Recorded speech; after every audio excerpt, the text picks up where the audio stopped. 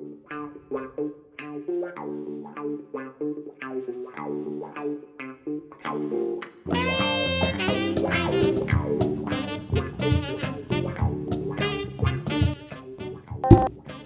Internet, and welcome to this corner of the universe where a guy says something because I actually have experience with it and an opinion that may seem to matter to this subject.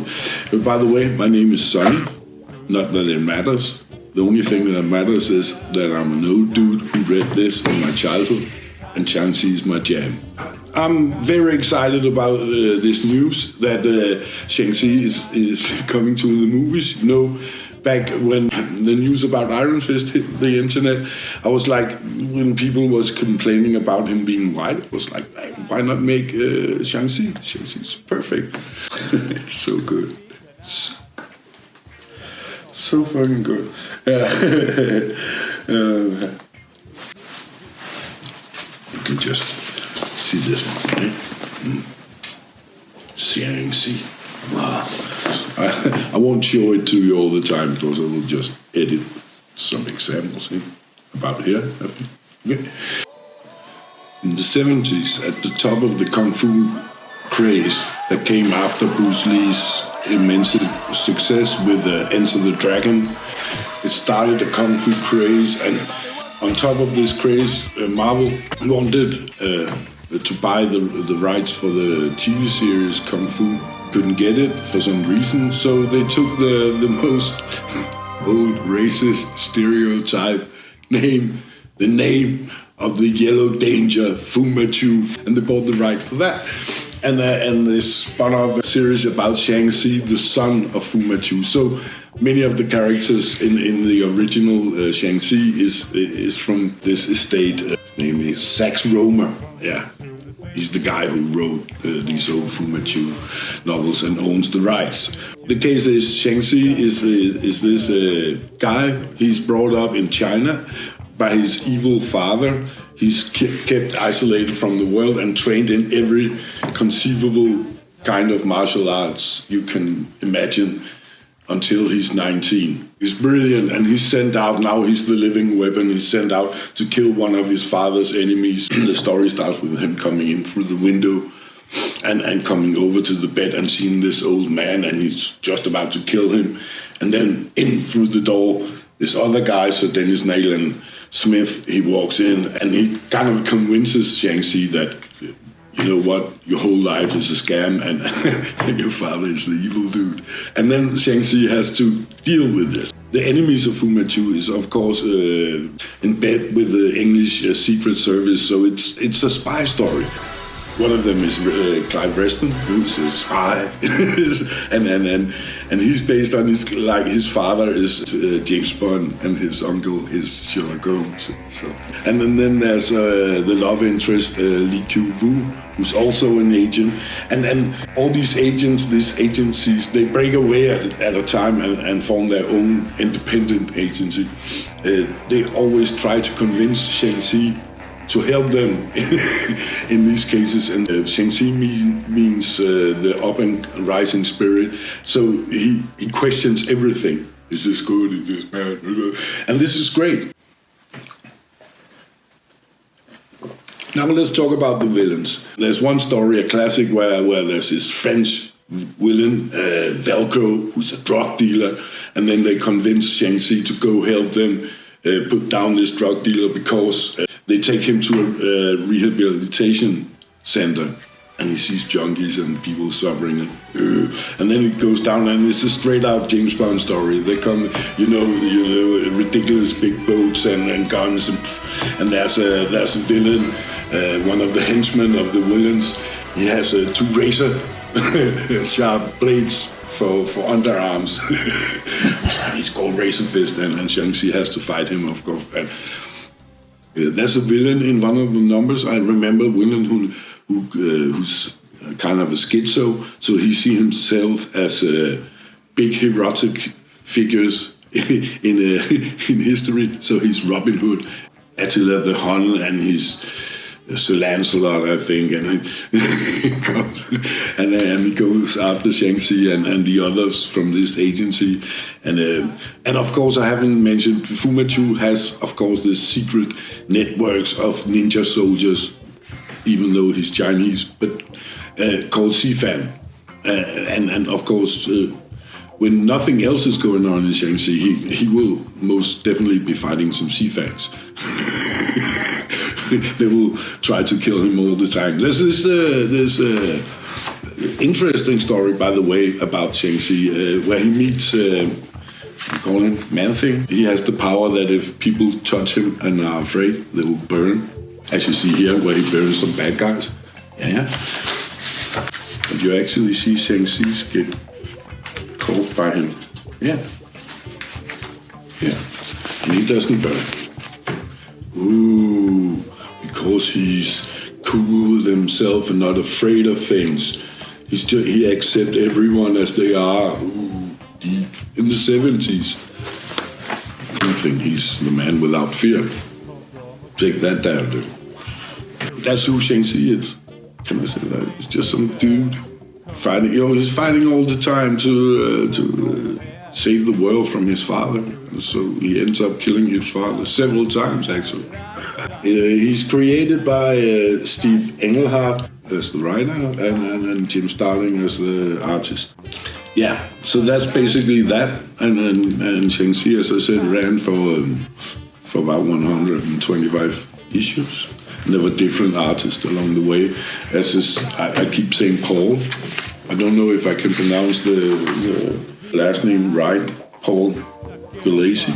Yeah. He's an amazing artist. He makes these very, very cinematic drawings. Marvel, go on. It's great on you. Make a Shang-Chi movie and please ignore all the new shit and just work it out with the Sax Romer estate and make it an old school spy movie in the Marvel universe. Yeah, that would be great. And still make the main focus China. I mean, Shang-Chi's main enemy is his father. Let him fight his father and show the good side and bad side of every society.